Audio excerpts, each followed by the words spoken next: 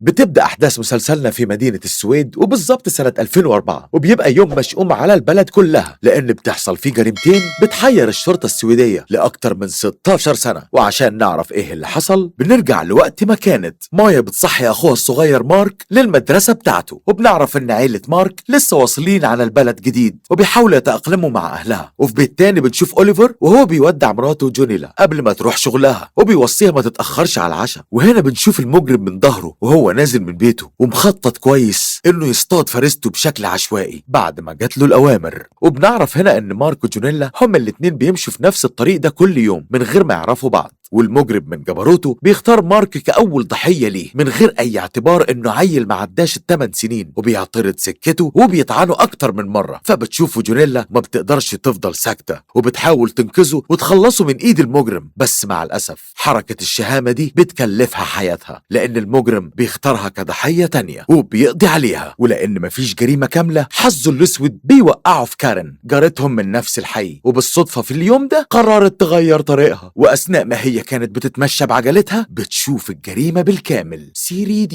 ومن بعدها الشرطة السويدية بدأت في التحقيقات باعتبارها جريمة قادرة تهز الرأي العام، وفيها إن المجرم خلص على ست كبيرة وعيل صغير خلال وقت النهار وفي نص الشارع. فالشرطة هنا بتضطر إنهم يستعينوا بأحسن محقق عندهم وبيسلموها لجون، لأن مفيش ولا قضية بتخرج من تحت إيده إلا وبيكون حللها. يعني نقدر نقول عليه شارلوك هومز بس فرع السويد. وأول ما بيوصل جون لمسرح الجريمة بيبلغوه بمواصفات الضحيتين وبيسألهم لو في شهود يقدر إنه يستجوبهم، وبمجرد ما بيشاوروا له على كارين وبيركنها على جنب دلوقتي وبيمشي بمنهجيته هو وبيحقق مع الحي بالكامل. وبعدها بقى يبقى يشوف كارين، غريب الراجل ده، وشوية وبتيجي الطبيبة الشرعية ليديا وبتبلغهم إنهم لقوا أداة الجريمة، فبيطلب منها توصلها للمعمل وتحافظ عليها كويس وتبقى تعرفه بالنتيجة أول ما تطلع. وعلى آخر النهار بتروح الشرطة على بيت أوليفر وبتستجوبه باعتباره واحد من سكان الحي، وبيسألوه لو شاف حادثة الصبح، فبيوضح لهم إنه طول اليوم في البيت وما خرجش من البيت لأنه مشغول في شغل البيت. فبيقول لهم إن شوية ومراته جونيلا هترجع من الشغل، فهيسألها لو شافت أو سمعت أي حاجة في طريقها وساعتها هاجي بنفسي وأقول لكم. وقتها الضابط بياخد باله إن اسم مراته هو نفس اسم الضحية التانية، ومن غير ما يقلقوا بيطلب منه وبكل هدوء إن يجي معاهم على الاسم. وفي لحظتها بنشوف مايا وهي مبهدلة نفسها من العياط، وبنكتشف إنه وهي راجعة البيت شافت ناس كتير ملمومة حوالين الضحية، ده غير إن لعبة أخوها موجودة في مسرح الجريمة. فمن غير تفكير طلعت جري على مدرسته، وساعتها كان عندها أمل إنها تلاقيه هناك، ومع الأسف اتفاجئت بعدم وجوده فتأكدت إن مارك الضحية. وبالرغم من كده فضلت ساكتة واستنت لحد ما الشرطة تبلغ أهلها. وفي مركز الشرطة جون بيجمع فريقه وبيعرفهم أنهم أمام جريمة كبيرة ومش سهلة، وبتسأله زميلته فرانسي لو كانوا الضحيتين على معرفة ببعض، فبيجاوب عليها ويقترح عليهم إن يتعاملوا مع القضية على أساس إن المجرم اختار الضحايا بشكل عشوائي، والمسألة كلها إنهم اتجمعوا في نفس الطريق بالصدفة. وبيلفت انتباههم لأن معاهم شاهدة مهمة في القضية وحضرت الجريمة من أولها، ده غير إنها شافت الجاني وهتقدر تتعرف على ملامحه. وبيحاول يطمنهم ويبشرهم إنه هيقدروا يحلوا القضية في وقت بسيط. وبعدها بينادي كارين للاستجواب، وبنلاحظ إن جوزها معاها وبيسندها لأنها بتكون منهارة من مشهد المجرم وهو بيخلص على الضحيتين. وبتتمالك كارين أعصابها بالعافية وبتشرح لجون إنها لمحت المجرم من ظهره وهو بيضرب ضحيته التانية، وأول ما حس بخطواتها جري وراها علشان يلحقها، بس ربنا سترها معاها وقدرت تنفد منه. فبيطلب جون منها إنها تضغط على نفسها شوية كمان وتوصف له المجرم أو أي حاجة تقدر تفتكرها عنه، وبيعرفها إن أي تفصيلة صغيرة هتفرق معاهم. فبتحكي له إنه كان لابس أسود في أسود وعلى راسه طاقية زرقاء، وبعدها بيسألها لو تقدر توصف له ملامحه كمان حتى لو طشاش. وفجأة بتلاقي الكلام راح منها وشكله اتبخر من ذاكرتها ومش قادرة تفتكر بأي طريقة. وبيبقى جون خلاص هيلطم لأنه كان حاطط كل عشمه عليها، قال راكنها قال، وبيتأكد وقتها إن القضية مش بالسهولة اللي كان متخيلها، وما بيكونش قدامه غير إنه يتبع الطريقة الروتينية رغم قساوتها ويبلغ أهالي الضحايا بالجرائم اللي حصلت. وبيروح لأهل مارك وبيقول لهم إن الوقت مش مناسب للأسئلة، لكن لازم يلاقي المجرم في أسرع وقت قبل ما يأذي أي حد تاني. وبيوضح لهم إنهم أكيد هيرتاحوا شوية وقت ما يقبض على المجرم ويحاسبه، وبيستفسر منهم ميعاد نزول مارك من البيت. ولو ده طريقه الأساسي كل يوم ولا يوم الحادثة جرب طريق جديد. وبعدها بيوريهم صورة جونيلا وبيسألهم لو يعرفوها، فبيوضحوا له إنهم أول مرة يشوفوها. وهنا بيفهم إنه كان صح من البداية وإن الجريمة تمت بشكل عشوائي فعلا. وبعدها بيرجع يكمل تحرياته وبيروح عند أوليفر وبيعزيه في مراته وبيستفسر منه عن شخصية جونيلا ولو كان في حد بيكرهها أو لها أعداء، فبيعرفوا إن كل الناس بتحبها. ده غير إن هما الاتنين عايشين لوحدهم وعلى طول في حالهم وعمرهم ما فكروا يأذوا أي حد. وبيجتمع مع فريقه وبيحاول يعرف منهم وصلوا لإيه بخصوص أداة الجريمة. فبتسد الشرطية لولو الطريق في وشه وبتعرفوا إن المجرم اشتراها عن طريق الإنترنت ومن بره البلد، وبتفهموا إنها سكة مسدودة ومش هيعرفوا يوصلوا من خلالها لأي حاجة. وبتكمل كلامها وبتقول له إنهم لقوا كمان الطاقية الزرقاء مرمية في الزبالة على بعد خطوتين من مكان الحادثة، وبحثوا عن ماركتها وعرفوا إنها بتتباع في محطات البنزين في أوروبا كلها. فبيسأل جون عن معدل بيعها ويا ترى في كم شخص اشتراها، وبيتفاجأ إن عددهم معدي المليون، ولو مشيوا في السكة دي يبقى كأنهم بيدوروا على إبرة في كوم قش. وبتدخل الشرطية فرانسي في الكلام وبتلفت نظره إن نزيف المجرم كان على الأداة الحادة ودلوقتي بيتحلل، وأكيد أول ما المعمل يوصل لحاجة هيبلغوه. وقبل ما ينهي الاجتماع بيحمسهم وبيوضح لهم إن معاهم معلومات كافية للقبض على المجرم مش بعيد عنهم، وواثق إنهم هيقبضوا عليه قريب. وبعدها بنتعرف على واحد من سكان الحي اسمه أنتي، والكورة شغلة كل وقته. وبيلاحظ عليه المدرب مارتن إنه مش في الفورمة بقاله يومين، فبيقرر إن يتكلم معاه وعلى جنب بعد التمرين. وفعلا أول ما بيقعد معاه بيلفت انتباهه إنه مش مركز بقاله فترة وزي ما يكون دماغه في حتة تانية. فبيتهرب منه أنتي وبيتحجج بإنه وراه مذاكرة كتير ولازم يروح البيت دلوقتي. وقتها مارتن بيشرح له إن لو في حاجة يقدر يعتبره أخوه الكبير ويحكي له، بس ولا كأنه اتكلم. وبيسمع أنتي الكلمتين دول وبيديله ظهره وبيمشي. وبتقرر الشرطة السويدية إنها تستعين بقسم التحليل النفسي يمكن يوصلوا لأي معلومات عن شخصية الجاني. وبتشرح الدكتورة ماريا لجون بناء على المعلومات المتاحة قدامها هي وفرقتها إن المجرم بشكل كبير مريض نفسي وعمره ما بين ال 15 ل 30 سنة وعارف الحي كويس زي كف إيده، يعني يا إما واحد من سكان الحي أو بيتردد عليه بشكل شبه يومي. وبتأكد له إنه ما كانش متعمد يختارهم وإنه صادفهم وهو نازل ينفذ جريمته. وبترجع تنبهه إنه باين عليه إنه بيعاني من مشاكل نفسية كبيرة جدا. وساعتها بيتوتر جون وبيسألها لو شايفة إنه ممكن يرجع يكررها ويأذي ضحية جديدة، فبتجيبها له صريحة وبتقول له إن مارك وجونيلا ممكن ما يبقوش آخر ضحايا المجرم. وبتنبه على الشرطة إن لازم يكونوا مستعدين لكل شيء وفي أي وقت. وبعد كده بنشوف جون وهو بيكرس حياته علشان يحل القضية وبيرفض ياكل أو ينام إلا لما يوصل للجاني، وما بيبقاش واخد باله من علاقته بمراته وإن العلاقة عمالة بتنهار بسبب إن القضية بقت شغلة كل وقته. وتاني يوم بيشارك فريقه بكل اللي عرفه من قسم التحليل النفسي وبيقسم فريقه لكذا مجموعة، منهم هيبحثوا في كل المصحات القريبة والبعيدة عن الحي علشان لو الجاني فعلا مريض نفسي هيعرفوا، وفريق تاني منهم هيبعتهم يدوروا في السجلات الإجرامية بحيث إن لو في جرائم مشابهة يوصلوا لها. وبعدها بيشاركهم إن نتيجة تحليل النزيف طلعت بلح، لأن النزيف اللي موجود على الأداة الحادة غير مطابق للسجلات بتاعتهم، يعني مفيش قدامهم غير إن هم ياخدوا الطريق الصعب. وبيقترح عليهم يجمعوا عينات من سكان الحي اللي عمرهم ما بين ال 15 وال 30 سنة ويقارنوها بنتيجة تحليل النزيف، فبينفذوا له كل أوامره. وبعد فترة بيدخل جون يحقق مع كل اللي ليهم سجلات إجرامية مشابهة، بس ما بيقدرش يوصل لحاجة. وبترجع تتكحل الطرق قدام جون باللون الأسود.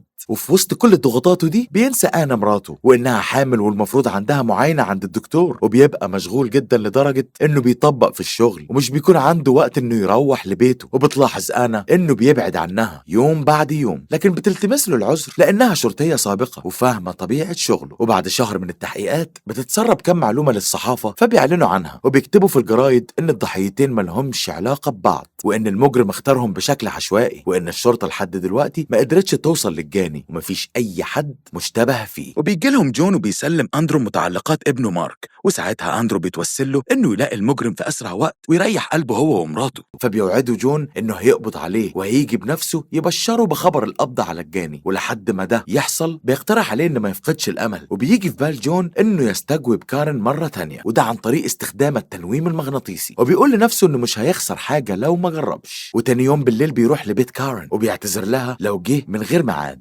وبيعرض عليها فكرة التنويم المغناطيسي وبيأكد لها إنه آمن تماما ومش هيأثر عليها بالسلب، فبتوافق وبتقرر تتعاون معاه علشان يقبض على المجرم في أسرع وقت. وفي يوم تاني بياخدها معاه لدكتورة مختصة وليها خبرتها في الموضوع ده، ووقتها بتنيمها وبتعرفها إن جسمها هنا بس روحها في حتة تانية، وبتطلب منها لو ترجع ليوم الحادثة وتوصف لهم كل اللي هي شايفاه. فبتحكي لها إنها كانت راكبة عجلتها والمرة دي قالت تجرب طريق مختلف، وساعتها سمعت صوت صرخة من بعيد فاتجهت ناحية الصوت واتفاجئت بالمجرم وهو بيطعن جونيلا وأكتر من مرة. وفي لحظتها بتنهار كارن وبتلوم نفسها لأنها ما قدرتش تلحقها وتخلصها من إيده. فبتهديها الدكتورة وبتسألها لو في أي حاجة تانية بتحصل قدامها، فبتوصف لها شكل طاقيته وبالملي، ومرة واحدة بتعرفهم إنها افتكرت شكله وبتديهم وصف مفصل لملامحه. فبترسم الشرطة رسمة تقريبية للجاني عن طريق وصفها، وبتبعت الرسمة للصحافة وبتطلب منهم ينشروا الصورة ويحذروا المواطنين عشان لو حد قابله في مكان ياخد باله منه ويبلغهم. وبعد كام يوم بيلاحظ مارتن إن أنتي بيغيب كتير عن التمرين بقاله فترة، ولما بيلمح في الجرايد الصورة التقريبية لملامح الجاني الفار بيلعب في عبه وبيحس إن في حاجة مش مظبوطة وبيتمنى لو يطلع غلطان في ظنه. وبيسأل الفريق عن أنتي، ووقتها واحد منهم بيعرفه إنه اتغير وتصرفاته بقت غريبة ومش زي ما متعودين عليه خالص، وبيحكي له إن شافه من قريب بيتخانق خناقة كبيرة جدا في مطعم وكان بيقول ألفاظ ما تتقالش، ومن ساعتها مفيش أي أخبار عنه. فبيقرر يروح له الزيارة مفاجأة وهو بالمرة يطمن عليه. وأول ما بيدخل بيت أنتي بيلاقيه يضرب يقلب ومفيش أي حاجة في مكانها، فبيتجاهل الحوار ده وبيسأله ليه اختفى مرة واحدة وما بقاش يحضر التمارين. فبيرد عليه أنتي وبيعرفه إنه زهق من الكورة وسابها، وبيستفسر منه لو ده السبب اللي خلاه يجي عشانه. فبيتضايق مارتن من طريقته في الكلام وبيجيله سكة ودغري وبيلقح بالكلام عليه وإنه شاكك فيه، وده لأنه ما قدمش عينة من نزيفه مع باقي سكان الحي. فبينفعل أنتي أول ما بيفهم تلميحاته وبيطرده بره البيت وبيقطع علاقته معاه وبيطلب منه ما يعتبش باب بيته تاني. وبعد كام يوم وسائل الإذاعة والتلفزيون بيعلنوا إن الرسمة اللي الشرطة شاركتها ما فادتش بحاجة خالص في القضية، وحتى الآن الجاني مجهول ولغز محدش قادر يحله لحد دلوقتي. وبنشوف أندرو وهو محبط بعد ما عدى أكتر من 3 شهور ولسه مش عارفين يلاقوا الجاني، وبيرمي اللوم كله على جون لأنه خلف بوعده معاه، ويا عيني جون مش عارف يرد بإيه، وبيكتفي بإنه بيلفت انتباهه لسهرهم ليل ونهار على القضية، وبيوعده مرة تانية بإنه هيكمل فيها للآخر وإن مش هيداله بال غير لما يمسك المجرم ويحاسبه على جريمته. وبعد شوية بيجيله مكالمة تليفون بخبر سعيد وسط كل المصايب دي، وبيعرف إن مراته أنا ولدت وجابت له هنري، فبيجري على المستشفى وبيطمن عليهم هما الاتنين. ولما بيمسك ايد ابنه بيفتكر لحظة ما وصل مسرح الجريمة وشاف ايد مارك، وبتبقى القضية شاغلة تفكيره حتى في يوم ولادة هنري. وبالليل بياخد بعضه وبيروح يكمل تحقيقاته، وبتقترح عليه فرانسي انه يسيب القضية ليها هي ولولو ويهتم بعيلته بقى شوية، وبتوضح له ان مراته محتاجة له الفترة دي، بس هو بيرفض انه يتخلى عن التحقيق وبيحط وعده لاندرو قدام عينيه وبيبلغها انه وصل لخطوط جديدة هيمشي وراها. يا عم اجري. وبعد كام يوم بيرجع جون على البيت، وساعتها انا بتصدمه بانها هتاخد بعضها وهتعيش عند ابوها، وبتعاتبه لانه بقى زي الغريب في بيته ومش بتلمحه حتى. فبيطلب جون انها تقدر موقفه، ما هو برضه بيدور على ابره في كوم قش وحتى الان مش عارف يوصل لحاجه، فمش قادر يسيب كل ده ويرجع بيته ويحط راسه على المخده زي اي واحد عادي. وبيكون فاض بآن، والمره دي ما بتقدرش تتفهم وتعديها له وبتطلب منه يشوف طريقه ويبعد عنها. وفي لحظه ما الكل بيحتفل بالسنه الجديده جون بيبقى في دنيا تانية خالص ومش عارف يلاقيها منين ولا منين، وبنلاحظ انه محتار ما بين المجرم وبيته اللي بيتخرب قدام عينيه، وبيبقى متضايق جدا لانه مش قادر يتصرف كعادته. وفي يوم تاني بنشوف جون وهو قاعد لوحده في الحانه، وساعتها بتجيله الصحفيه ساتينا وبتعرفه بنفسها وانها كانت موجوده في مؤتمر الشرطه كانت عاملاه من مده، وبتقول له انها عارفاه كويس ومقدره هو بيمر بايه. فبيوضح لها ان ما عندوش استعداد يعمل اي مقابلات دلوقتي، فبتتحجج ساتينا بانها حابه تدردش معاه مش اكتر، وبتفتح كلام بان الجريمه زي ما هي تعباه فهي شاغله بال الناس ومأثره فيهم برضه، فبينسى نفسه وبيفضفض معاها وبيعبر لها عن يأسه وانه ساعات بيتمنى لو يستسلم ويسيب القضيه، بس بيرجع يعرفها تاني انها عايزه تعمل معاه مقابله يبقى لازم تقدم طلب، وبيودعها وبيمشي. وبعدها بيوم بيتفاجئ بخبر وبيكون نازل عنه ومكتوب فيه انه يأس وبيفكر يسيب القضيه، وبيسمع زمايله وهم بيتكلموا عنه وبيبقى باين انهم زعلانين ومتضايقين منه، اصلهم كانوا حاطين كل املهم عليه وفي الاخر اكتشفوا ان وجوده زي عدمه وما قدرش يوصل لحاجه. وبتعدي 16 سنه على اللغز، وبنعرف انهم حتى الان ما وصلوش للجاني رغم تحليلهم وكشفهم على الحمض النووي لاكتر من 1000 واحد. وبنلاحظ ان اهالي الضحايا نفسهم يأسوا واستعوضوا ربنا في حقهم، بس جون رفض ان الشرطه تتحفظ على ملف القضيه وتأيدها ضد مجهول وفضل مكمل في تحقيقاته. وبيجيله صديقه ميران من قسم التحقيقات وبيقول له إنه خلاص جه أوان التخلي عن القضية، وبيبلغوا إن رؤساء الأقسام عملوا اجتماع لمناقشة الميزانية وقرروا ما يضيعوش مواردهم وفلوسهم على قضية انتهت من زمان، وهم دلوقتي مضطرين يأرشفوها ويضموها لملفات القضايا التي لم تحل. وبيوضح له إنهم محتاجين لخبرته في قضايا تانية، وبيتحسر جون على تعب السنين اللي هيضيع في لمحة بصر، وبيحاول يغير من رأي صاحبه ميران وبيفهمه إنه مش هيقدر يتخلى بسهولة كده عن كل اللي وصل له. فبيشرح له ميران الوضع بشكل مفصل أكتر، وإنهم مقدرين كل مجهوده في حل القضية، وعلى الرغم من كده هم لازم يقفلوا ملف القضية دي لأن مش هينفع يعيش حياته كلها بيحقق في قضية واحدة، وبيديله مهلة أسبوعين علشان يسيب فيهم القضية. وبعدها بيلف جون بعربيته في الشوارع ومش بيبقى عارف يلاقيها منين ولا منين، يا ترى يصلح علاقته البايظة مع هنري ابنه ولا يستغنى عن تعبه وسهره طول السنين دي. وفي اللحظة دي مذيع الراديو بيعلن إنهم حلوا القضية الأمريكية اللي دوختهم لأكتر من 40 سنة بعد ما استعانوا بعلم الأنساب، وقدروا من خلال الحمض النووي للجاني إنهم يوصلوا لشجرة عيلته لحد ما قبضوا عليه. فالطريقة دي بتعجب جون وبيقرر يجربها بجملة التجارب بقى. وتاني يوم بيشارك أفكاره مع ميران وبيطلب منه يعرض الطريقة الجديدة دي على رؤسائه ويقترح عليهم إنهم يسمحوا له بتجربتها كمحاولة جديدة قبل ما يقفلوا التحقيق. وبيعرفوا إن لقى شخص متخصص في علم الأنساب والمفروض إنه عنده محاضرة الأسبوع الجاي وهيروح يقابله فيها. فبيحاول ميران إنه يكسر مقاديفه وبيصرحوا بين المديرين لو وافقوا على الطريقة مش هيدفعوا مليم واحد والمصاريف كلها هتكون عليه. فبيتحمس جون ومش بيعترض، وساعتها ما بيقدرش ميران إنه يمنعه. وفعلا بعد أسبوع بيظهر جون قدام بير المتخصص في دراسة علم الأنساب، وبيشوفه وهو جامع الناس في المؤتمر وبيشرح لهم عن طريقته في الوصول لشجرة العيلة من أجداد الأجداد لحد الأحفاد، وكله عن طريق الحمض النووي. وبيستناه جون لحد ما بيخلص خالص، وبعدها بيعرفه بنفسه وبيحكي له عن الجريمة اللي حصلت من 16 سنة وبيصرحه بأنه طالب مساعدته في حلها. وقتها بير بيسأله لو معاهم عينة من نزيف المجرم أو الحمض النووي بتاعه، ولما جون بيقول له إنه موجود بيأكد له إنه هيقدر يحل القضية. وبيستغرب جون إنه واثق بالطريقة دي وإنه شايف الموضوع سهل كده عادي. فبيعرفه بير إن طالما معاهم الحمض النووي هيقدر يوصل للجاني وبكل سهولة لأنه بيختلف من شخص للتاني، وبيطلب منه لو يساعده هو كمان ويجمع له أكبر قدر ممكن من العينات عشان يقارنها بعينة الجاني. وبنشوف بير وهو بيودع مراته بعد ما جمع شنطته ولما حاجاته وقرر يبدأ مغامراته مع جون. وأول ما بيستقبله جون بيعرفه إنه حاسس بأمل كبير المرة دي، وبيحكي له إن طول السنين اللي فاتت دي والمجرم بيفلت منه كل ما بيقرب له أو يوصل لحاجة تدينه. وطبعا دي حاجة مضايقة جون جدا ومخلياه محتار ومش فاهم إيه المميز في المجرم ده بالذات خلاه مش سايب ولا غلطة على نفسه لأكتر من 16 سنة. فبيطمنوا بير إنهم هيلاقوه، وقتها هيبقى عنده فرصة يسألوا كل ده بنفسه. وبياخدوا جون وبيروحوا الميران بعد ما جمع رؤسائه، وساعتها بيشرح لهم بير طريقته وبيأكد لهم إن لو حصل واتنفذت هتعمل ضجة كبيرة في تاريخ تحقيقات الشرطة السويدية كلها. وبيحكي لهم جون إن الطريقة دي جابت نتيجة في القضية الأمريكية المعروفة وعن طريقها قدروا يمسكوا الجاني. فبيوافقوا على طلب جون وبيحذروه من إنه لو ما وصلش الحاجة في خلال الأسبوعين دول هتتسحب منه القضية زي ما متفقين من البداية. وبعدها بيتوجه جون للمختبر وبيجيب بصمات الجاني اللي طلعوها من سجلات الحمض النووي بعد ما حللوا النزيف، وبيديها لبير علشان يقدر يحطها على موقع علم الأنساب. وبيشوف شجرة عيلة المجرم من الألف للياء. وقتها بيفاجئوا بير بأنها بصمة مش كاملة وللأسف من خلالها مش هيقدروا يوصلوا لحاجة، وبيعرفوا إنه محتاج بصمة واضحة عشان يقدروا يضيقوا نطاق البحث. فبيحس جون بالإحباط وبيفهمه إن دي البصمة الوحيدة المتاحة، وبيطلب منه يشتغل عليها ويشوف هيوصل لإيه، وبيسيبه وبيمشي. وبعد كام ساعة بيرجع له، وساعتها بير بيعرفوا إنه قدر يوصل ل3 أشخاص تجمعهم صلة قرابة بعيدة من الجاني وكلهم أصلهم من ألمانيا. فبيفهموا إن المجرم من هناك، وبيقرر جون إنه هيمشي في السكة دي وهو أي طريق مفتوح قدامه وخلاص. وفي يوم تاني جون بيقابل أوليفر بالصدفة، وبنكتشف إنهم ما شافوش بعض من يوم الاستجواب والعزاء. فبيسلم جون عليه بعشم شوية، أما أوليفر فبيكون متضايق منه وبيعرفوا إنه مش عاوزه يبقى في بينهم أي كلام ولا سلام طول ما هو لسه ما قبضش على المجرم. وبعد شوية بيفتكر جون إن كان في طالب ألماني ساكن في الحي، فبيحاول يجمع تحرياته عن الطالب ده بصفته مشتبه فيه، لكن الموضوع بيتقفل في وشه لأن الطالب بيكون رجع لبلده، وعلشان يوصل له ويحقق معاه لازم يطلع مذكرة، وغير كمان إنه محتاج لدليل قوي غير حوار الأنساب وعلاقة المجرم بالألمان. وكلا كت للمرة اللي مش فاكر كام جون بيلاقي نفسه قدام طريق سد، بس هو خلاص اكتسب مناعة وجات له تناحة وتعود على كده. وبيرجع تاني عند بير وبيطلع زرار مستغربينه عليه وبيتريق على كلامه وانه كان فاكر الموضوع سهل وهيتحل في غمضة عين. فبيرد عليه بير وبيعرفه ان هو مش سايب له مساحة للشغل ومصمم يحلها بطريقته الروتينية المملة، وبيهدده بانه لو استمر الوضع على الحال ده هيرجع لبلده ولا كأنه جه. فبيفهمه جون انه تعب من التحقيقات ولازم يكملها للاخر. فبيتعصب بير وبيبلغه انه خلاص اوت وبيسيبه وبيمشي. وتاني يوم جون بيقابل ابنه هنري، بس بيحس كأنه هو في الصحراء وابنه في الوادي ومش عارفين يتفاهموا بأي طريقة. وبنلاحظ ان جون محتار ومتضايق بسبب عدم قدرته على حل القضية ولانه انفصل عن آنا، ده غير بعده عن ابنه. والدنيا بتبقى متطربقة فوق دماغه على الاخر ومش عارف يعمل ايه ويحلها. وبيروح جون للطبيبة الشرعية ليديا وبيطلب انها تدور له على اي مصدر تاني للحمض النووي للمجرم علشان يجيبوا منه بصمة كاملة. وقتها بتعرفوا ان كان في اثار نزيف على اوراق الشجر ولو حللوها ممكن تطلع للجاني. وبعديها بكام يوم بتبلغوا ان النزيف طلع للضحيتين وملهوش علاقة بالجاني، وبتعرفوا انها فحصة طاقية من تاني لانهم قبل كده قارنوها بالنزيف اللي على الأداة الحادة لكن ما فكروش يطلعوا منها حمض نووي. وبتكمل على كلامها وبتفهمه انها دمجت عينة النزيف مع الحمض النووي من الطاقية ومستنية النتيجة، واول ما تطلع ساعتها هيقدروا يستخرجوا بصمة جديدة تفيدهم. فبيفرح جون جدا وبيدب فيه الامل من جديد وبيسافر لبير وبيشاركوا الاخبار الجديدة وبيقول له ان المرة دي هيحل الموضوع بطريقته ومش هيتدخل في شغله تاني. وبيفهمه انه في الاول مسك القضية علشان يحلها ويجيب حق الضحايا، بس مع مرور الوقت الموضوع بقى اكبر من كده بكتير وحياته وقفت وما بقاش عارف يعمل اي حاجة ولا يكمل حياته بشكل طبيعي طول ما هو مش قادر يوصل للمجرم. فبيوافق بير على مساعدته مرة تانية وبيرجع معاه وبتطلع نتيجة العينات وبيقدروا انهم يوصلوا لبصمات جديدة تخص الجاني. وبيدخلها بير على الموقع وبيطمنهم ان البصمة المرة دي مكتملة وواضحة وكأنها متاخدة امبارح مش من 16 سنة. فبيتحمسوا لان خطتهم ماشية تمام، بس القدر بيعكنن عليهم من تاني وبيبلغهم ميران انهم مش هيقدروا يكملوا في طريقهم لان المحاميين قلبوا عليهم الدنيا وفتحوا تحقيق ضدهم بحجة انهم شاكين في طريقة بير وانها ممكن تطلع مش قانونية، وهيطبقوا نظام حماية البيانات للمواطنين وهيمنعوهم من الوصول لعينات يقارنوها بعينة الحمض النووي اللي معاهم ويعرفوا منها الجاني. وبيتضايق جون لان الدنيا بتتكعبل معاه وبتتكحول على دماغه كل ما بيحس انها فرجت.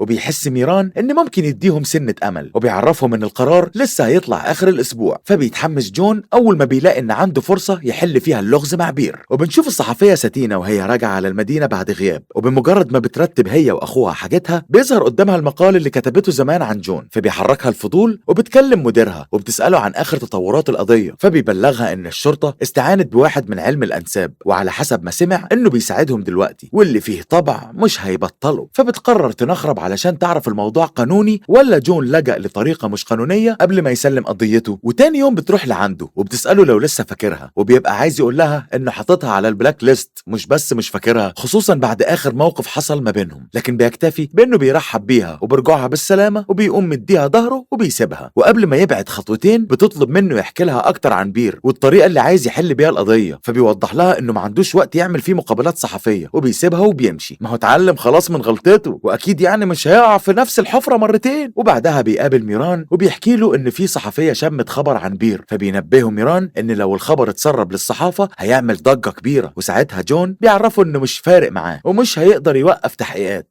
وهو خلاص على وشك ان يحل القضية، وبيأكد له انه واثق من بير وفي طريقته. وبعدها بيقرر جون ان يعمل زيارة مفاجأة لساتينا وبيطلب منها ما تكتبش عن الموضوع اللي سألته عليه. فبتتأكد انهم فعلا استعانوا بعلم الانساب يعني مش اشاعة زي ما بيقول، وبتعرفه ان عندها اسئلة كتير قوي. فبيطمنها انه هيرد على كل اسئلتها في الوقت المناسب، لكن دلوقتي لازم كل حاجة تحصل في السكرتة. فبتزن على مقابلة بير، واول ما بتلاقي جون رافض بتهدده بانها هتكتب عنهم وهتبلغ الصحافة بكل حاجة وهتفضحهم. وقتها بيترجاها انها ما تنفذش تهديدها، وبيلفت نظرها انها لو عملت كده هترمي كل مجهودهم واللي وصلوا له على الارض. وبيطلب منها شوية وقت وهو هيساعدها تكتب سبق صحفي يغطي على كل اعمالها، وبيأكد لها انه وعده سيف على رقبته وهيوفي بيه مهما حصل. وبعد فترة جون ولولو وفرانسي بيقعدوا مع بير وبيحاولوا يشوفوا وصل لحد فين، وبيعرفهم ان علشان يوصل للجاني لازم يلحقوا من 3 جهات او بمعنى اصح 3 اجيال، وانه وصل ل2 من قرايبه وناقصه 1 كمان من شجرة عيلته، ولو عرف هو مين هيكتشف المجرم بكل سهولة. وبينبههم ان نتائج بحثهم كانت محدودة، فبيعرفوا جون انه ما يقدرش يفحص الناس عشوائيا وانهم ملتزمين بالبحث في الفئة العمرية من 15 ل 30 سنة. وقبل ما يحبط بير بتعرض عليه فرانسي انه يبدأ بيهم وياخد منهم العينات اللي عايزينها يمكن تنفعه. وفي الوقت ده بتيجي لجون مكالمة من ساتينا بتبلغه فيها انها مستنياه بره، وبتبلغه ان في حد سبقها وبيكتب مقال عنهم دلوقتي، وبتطلب منه لو تعمل مقابلتها مع بير دلوقتي قبل ما زميلها يسبقها. فبيعرفها عليه وبيحاول يقنع بير انها تعمل معاه لقاء صحفي، وساعتها بيتشرط بير ومش بيوافق غير بعد ما بياخد منها عينة مقابل المقابلة بتاعته. وتاني يوم ضمير مارتن بيصحى فجأة وبيقرر يشارك الشرطة بكل اللي شاكك فيه، وبيقعد مع جون وفرانسي وبيفشر لهم اعترافه بانه اتأخر 16 سنة عقبال ما جه، وانه من كام يوم صادف الرسمة التقريبية للجاني مرة تانية وعرف ان القضية خلاص هتتحفظ ضد مجهول، فقرر ما يفضلش ساكت اكتر من كده. وبيحكي لهم عن انتي وسلوكه الغريب وقت وقوع الجريمة، وانه عارفه كويس من وهو صغير، وبسبب كده رفض يصدق انه الجاني. وبيوريهم صورته وبيلاحظوا ان فيه شبه كبير من الصورة التقريبية فعلا، فبيدوروا ورا انتي وبيتأكدوا انه الوحيد من سكان الحي اللي ما قدمش عينة. فبيبصوا بص على سجله الإجرامي وبيلاقوه بتاع مشاكل وبيعمل مصايب ياما، وكذا مرة بيتقدم فيه بلاغ بخناقات كتير. فبيحددوا موقعه وبيبعتوا له قوات خاصة مدربة علشان يقبضوا عليه. وبعدها بيوم فرانسي بتوصل جون لحيطة سد من جديد وبتعرفوا ان هم فرحوا على الفاضي، ونتيجة انتي غير مطابقة للعينات اللي معاهم، يعني ما طلعش المجرم ولا حاجة. وبنكتشف انه بيشرب ممنوعات عشان كده ما قدمش عينة مع باقي سكان الحي. وبيبقى بطلنا من انصار مصطفى كامل ومفعل شعار لا يأس مع الحياة ولا حياة مع اليأس، وبيقرر يكمل في تحرياته اليومين الفاضلين دول. وبالليل بتتصل فرانسي على بير وبتعرفه ان نتائج العينات اللي قدموها هي ولولو وساتينا طلعت وهتبعتها له، وبيقفل معاها وبيفتح ايميله على طول. وساعتها بيلاقي واحدة من النتائج متطابقة وبنسبة كبيرة، ولما بيبص علشان يعرف مين فيهم بيتفاجئ ان ساتينا قريبة الجاني من الدرجة الاولى. ومش بس كده، لا دي طلعت بنت عمه. فبيتجاهل ان ساتينا بنت عم المجرم، وبيقرر انه يكمل تحرياته بنفس طريقته عشان يتأكد بنفسه اذا كان المجرم هيطلع ابن عم ساتينا فعلا ولا لا. وبينجح انه يوصل في الاخر لاتنين اخوات مشتبه فيهم، وبيتفاجأ انهم ولاد عم ساتينا. فبيتأكد من نتائج التحليل وبيضرب على الحديد وهو سخن، وبيتصل بجون وبيقول له على التفاصيل الجديدة. ووقتها بينبه جون ان يخلي باله من نفسه لحد ما يتقابلوا تاني يوم، وربنا بيسترها على اخونا بير. وبيطلع عليه النهار وهو صاغ سليم، وبينزل يقابل جون وميران وبيشاركوا المعلومات دي مع رئيسهم سام، وبيحكوا له عن الاخين وبيعرفوه ان واحد فيهم اسمه ديفيد وعايش لوحده من سنين وكان في نفس السن المناسب وقت الجريمة، والتاني اسمه ستيفان بيشتغل ومتجوز ومخلف وحياته مستقرة. وبيقرروا انهم يقبضوا عليهم علشان يستجوبوهم. وبيصمم جون انه يبدأ بديفيد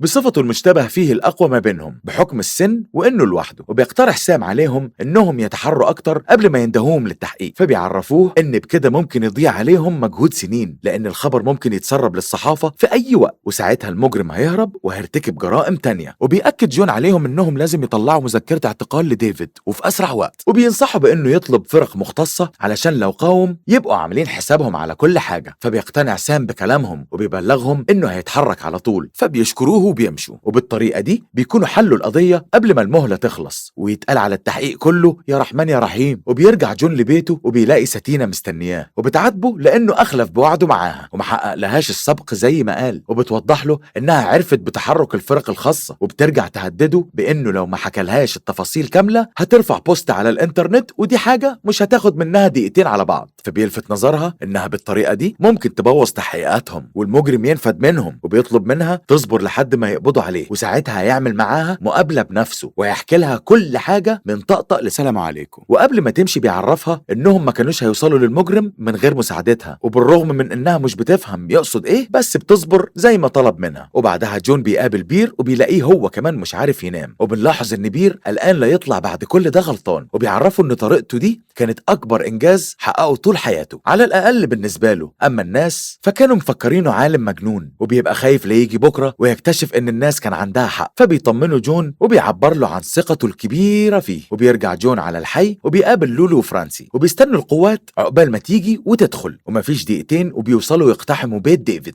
وبينجحوا في القبض عليه. وقتها بياخدوا عينات منه عشان يتأكدوا لو ده هو المجرم فعلا ولا لا. وبيستنى جون وفريقه نتيجة التحليل لحد ما بتبلغهم ليديا إن النتيجة متطابقة بين الحمض النووي بتاع ديفيد وما بين العينة اللي معاهم، وساعتها بيتأكدوا إنه الجاني بنسبة 100%. وبيكون جون مش مصدق إنه قدر يحل الجريمة اللي دوخته طول السنين دي ومنعته من إنه يعيش حياته، وعلى طول بيتصل ببير وبيعرفه إن تعبه ما راحش على الفاضي وإنه مش عالم مجنون ولا حاجة زي ما هو فاكر، وبيشكره لأنه ما كانش هيقدر يحل اللغز من غير مساعدته. وبعدها بيدخل جون هو وفرانسي وبيواجهوه بإنه المشتبه فيه الأول في جريمة مارك وجونيلا اللي حصلت من 16 سنة، ومن غير ما يتعبهم معاه بيعترف لهم إنه تخلص منهم فعلا. فبيستغربوا من ردة فعله، وبيكمل جون تحقيقه وبيسأله عن الدافع ورا جريمته، وساعتها بيفاجئهم بإن في صوت جواه قال له إنه مش هيرتاح غير لو أنهى على حياة ضحيتين. ولما بيسألوا جون إذا في حد قال له يعمل كده، فبيشاور ديفيد على راسه، وبيفهم جون على طول إنه مريض نفسي زي ما دكتورة ماريا ما قالت لهم. وبعدها فرانسي هي وجون بينادوا بير وبيبلغوه إن ديفيد اعترف، ولما بيسألهم عن السبب بتشاركهم فرانسي بالمعلومات اللي جمعتها عنه، وبتحكي لهم إنه كان عايش لوحده لفترة كبيرة، وإن في آخر سنتين عمل 6 مكالمات مش أكتر، وبعت رسالتين أو 3 وكلهم كانوا لأخوه، وحتى بيته ما كانش بيطلع منه غير لو مضطر. وبتأكد لهم إنه شخص وحيد جدا. فما تستغربوش كتير إن بعد كل ده جاله مرض نفسي وبقى ماشي يخلص على الناس. وبس يا سيدي، بعد ما القضية تعبتهم وحيرتهم لسنين طويلة، بيحتفلوا إنهم قدروا يحلوا اللغز ده أخيرا. وما بيستناش جون اليوم يعدي وبيروح لبيت أوليفر بعد ما نفذ كلامه وما رضاش يظهر له إلا وهو محقق وعده ليه، وبيعرفوا إنهم خلاص قبضوا على المجرم. فبياخد أوليفر نفسه أخيرا وبيحكي له إن ليلة امبارح حلم بمراته، وأول ما شافه قدامه فهم إنهم لقوا الجاني، وبيشكره إنه رجع حق جونيلا وريح له قلبه. وبعدها بيتصل جون على أندرو وبيبشره بالخبر، وبيرجع أندرو لعيلته وبيلاقي هم كمان عرفوا، وبيرتاح بالهم أخيرا بعد ما حق مارك رجع، ودلوقتي يقدروا يكملوا حياتهم. وبتروح الشرطة وبيعرفوا ستيفان إنهم قبضوا على أخوه. وبعد ما بيحكوا له على الجريمتين اللي ارتكبهم ديفيد، بيلوم نفسه لأنه قصر معاه واهتم بعيلته وسابه لوحده طول السنين دي، وبيحس إنه هو اللي مسؤول على اللي وصل له أخوه. وما بيكتفيش جون بإنه عرف عيلة أندرو بالتليفون، وبيجي في باله إنه لازم يزورهم، فبيسحب بير معاه وبيروح لهم. ووقتها بيصارحوا أندرو إنه كان فاقد الأمل خلاص، وبيشكر جون لأنه وفى بوعده معاه. فبيوضح له جون إنه ما كانش يقدر يعمل كده إلا بمساعدة بير. وبعدها بيطلع أندرو ساعة مارك اللي كان متعود يلبسها دايما، وبيديها هدية شكر لجون، ويصر إنه ياخدها بعد ما رجع له حق ابنه. وشوية وبتدخل عليهم بنوتة صغيرة، وإلينا بتعرفهم إنها اتولدت بعد الحادثة ب3 سنين، وإن اسمها جونيلا على اسم الست اللي حاولت تنقذ ابنهم. وبيقرر جون إنه ما يضيعش أي ثانية تاني من وقته، وكفاية بعد عن ابنه. وتاني يوم بيقعد مع هنري وبيعتذر له لأنه كان مقصر معاه، وبيتمنى لو يقدر يعوضه عن كل اللي فات ويقضي وقت أكتر معاه. وبيقرر هنري إنه يديله فرصة، وشوية وبيلمح له إنه كان متابع قضيته أول بأول، وبيبارك له على إن تعبه طول السنين دي جت بفايدة وعرف يوصل للجاني. أما جون فبيبقى ناقص يركب جناحاته ويطير من مكانه، ومش بيبقى مصدق إن ابنه فخور بيه، بس بيتصرف كجون وبيداري فرحته قدامه. وبنروح لبير وبنشوفه وهو بيكمل محاضراته وبيحكي لهم عن الجريمة اللي قدر يحلها عن طريق علم الأنساب. وبتبقى الصالة على بعضها بعد ما الناس صدقوه أخيرا واقتنعوا بعلمه. وإلى هنا أعزائنا المريخيون تنتهي حلقتنا، ونلتقي